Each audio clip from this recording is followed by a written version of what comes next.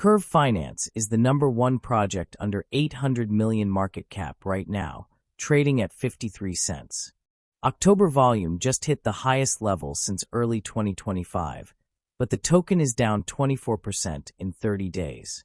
While others panic, I see something different in the data.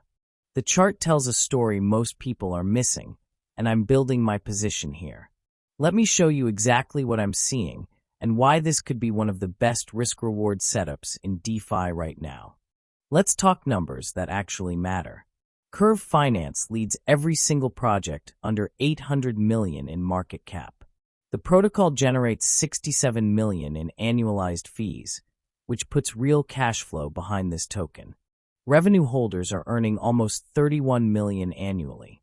Compare that to most projects in this range, and you'll see why this stands out. But here's what caught my attention. Average volume per user on Curve's Ethereum deployment hits $68,000. That's double what Uniswap users trade. This tells us Curve attracts serious money, not just retail playing around. When institutional players and whales choose a platform, they choose Curve. That's the quality of user base we want exposure to. October brought something interesting. DEX volume on Curve reached levels we haven't seen since early this year. Despite the token bleeding, actual platform usage is surging. This disconnect between price and fundamental activity is exactly where opportunities hide. Now I need to address the situation with CRvUSD pools because transparency matters. Curve recently faced liquidations that caused some small volatility in their stablecoin pool. The crvUSD price fluctuated between 0.996 and 1.012 during that event. Peg keepers stepped in and handled it, which shows the protocol stability mechanisms work under pressure. Total deposits across Curve on Ethereum sit at $2.3 billion with daily volume around 330 million. The platform holds 12% of the entire crypto volume share on Ethereum DeFi. Even with recent challenges, Curve processes over $1.4 billion in weekly volume and maintains almost $3 billion in total value locked. The infrastructure isn't going anywhere.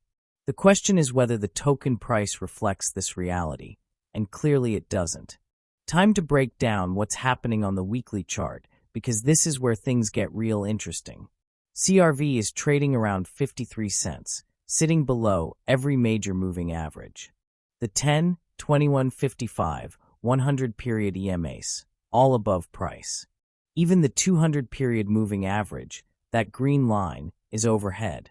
This is not a bullish technical picture right now. Price broke below a major ascending trend line that held since November 2024. This trend line provided support 3 times in March, July, and September before finally breaking in October. That's significant because it was a long-term structural support.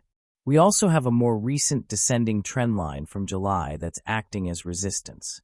Price got rejected there in August and September, and we're consolidating below it now. Here's the setup though. If we break above that descending trend line, the next battle is reclaiming that bigger ascending trend line, which now acts as resistance. 2 breakouts needed for a real reversal, but the potential is there. I anchored Fibonacci retracement from the December 2024 local top at $1.30, down to the 35-cent low. The half retracement sits at 82 cents, and the 0.618 golden ratio is at 93 cents. These become our upside targets if momentum shifts. The Heikin-Ashi RSI at the bottom is deep in oversold territory, printing its 10th consecutive red candle. That's extreme selling pressure, but also means we're potentially near a bottom. This indicator measures trend strength, and 10 straight red candles rarely continues much longer without at least a relief bounce. Volume profile on the left shows the point of control at 28 cents.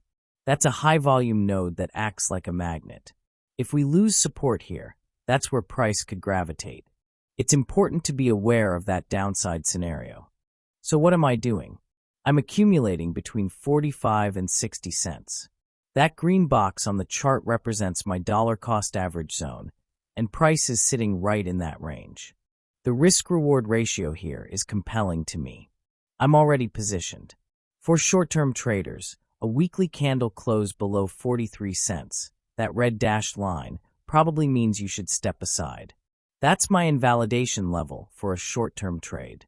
But I'm building a long-term position because I believe in what CRV represents in the stablecoin narrative. If we do break below 43 cents, I'd be looking to reaccumulate around 30 cents for my long-term bag. Eventually this finds a bottom and bounces hard. My take-profit zones are marked with green circles. 25% at 95 cents, another quarter at $1.30, another at $1.90, and the final piece at $2.80.